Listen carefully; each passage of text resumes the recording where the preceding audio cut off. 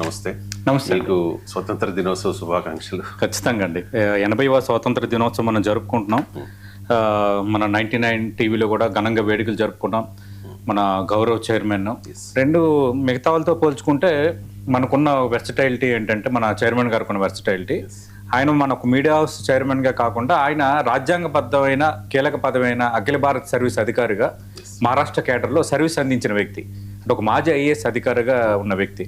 ఎందుకంటే అలాంటి అధికారులు, అంటే అలాంటి ప్రొఫైల్ ఉన్న వ్యక్తి జాతీయ జెండా ఎగరవేయటం అనేది నిజంగా అది మనం గౌరవంగా మనం ఫీల్ అవ్వాల్సిన అంశం. ఎందుకంటే ఆయన మాట్లాడిన స్పీచ్ చూస్తేనే మనకి అర్థమైపోయింది. ఒక మంచి మెసేజ్, అంటే సమకాలీన అంశాలపై అలాంటి వ్యక్తులకి ఎంతవరకు అవగాహన ఉంటుంది, ఎంతవరకు దృష్టి పెట్టి ఉంటారు, ఆయన వాళ్ళ దృక్కోణం ఎట్లా ఉంటుంది అనేది మన చైర్మన్ తోట చంద్రశేఖర్ గారు ఆయన స్పీచ్, ఆయన సందేశంలో మనకి చాలా స్పష్టంగా అర్థమైంది. అంటే అప్పుడు పరిస్థితులు ఎలా ఉన్నాయి, ఇప్పుడు పరిస్థితులు ఎలా ఉన్నాయి, ఏ రంగాల్లో ఇంకా మార్పులు రాలేదు, అసమానతలు, పేదరికం, అన్ని అంశాలను కూడా క్రోడీకరిస్తూ మీడియాగా మన బాధ్యత ఏంటి, మనం ఏం చేయాలి, ఎవరికి వాయిస్గా ఉండాలి, ఏ విషయంలో నాయిస్ చేయకూడదు అంటూ చాలా స్పష్టమైన సందేశం అయితే ఇచ్చారు. అలాగే 99 టీవీ కూడా ఇప్పుడు కూడా ప్రజల పక్షాన నిలబడుతుంది. లేటెస్ట్గా మనం చూడొచ్చు 22A ఇష్యూ మీద మనం తీసుకున్నది ఒక రకంగా ప్రజా ఉద్యమే ఒక రకంగా.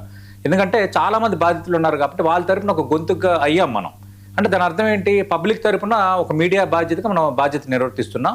చైర్మన్ గారు చెప్పింది అదే, ప్రారంభం కాదు ఇది, మీరు ఎప్పుడు కూడా పబ్లిక్ ఇష్యూస్ మీద ఉండాలి, పబ్లిక్కి మనం వాయిస్ అవ్వాలనేది ఖచ్చితంగా దానికి మనం కట్టుబడి ఉన్నాం. జర్నలిస్టులకి స్వేచ్ఛ, స్వతంత్రం అనేది చాలా కొద్ది ఛానళ్లలో, కొద్ది మీడియా హౌసెస్ లో మాత్రమే ఉంటుంది.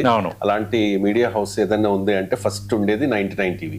ఎందుకంటే మనకి స్వతంత్రం ఎంత స్వేచ్ఛ ఇచ్చారు, ఎంత ఫ్రీ హ్యాండ్ ఇచ్చారు చైర్మన్ గారు అనేది మనందరికీ తెలిసిన, మనలో చాలా మందికి తెలిసిన విషయం. ప్రేక్షకులు కూడా చెప్తూ ఉన్నాం, ప్రజల పక్షాన పోరాడండి, ఏ పార్టీకి మనం చేయట్లేదు, ప్రజల పక్షానే మనం ఉందాము, ప్రజల సమస్యల మీద మనం గళమెత్తుదాము అని చెప్పి చాలా స్పష్టంగా ఇవాళ స్వతంత్ర దినోత్సవ వేళ చాలా స్పష్టంగా మా అందరికీ కూడా సందేశం ఇచ్చారు. అదే విధంగా చైర్మన్ గారు ఏ రకమైన సందేశం ఇచ్చారో, ఎటువంటి పిలుపు ఇచ్చారో ఆ పిలుపును అనుసరించి మేము అదే విధంగా పనిచేస్తామని కూడా ప్రేక్షకులకు చెప్తూ ఉన్నాం. ఇక మన టాపిక్స్ విషయానికి వచ్చేస్తే, పవన్ కళ్యాణ్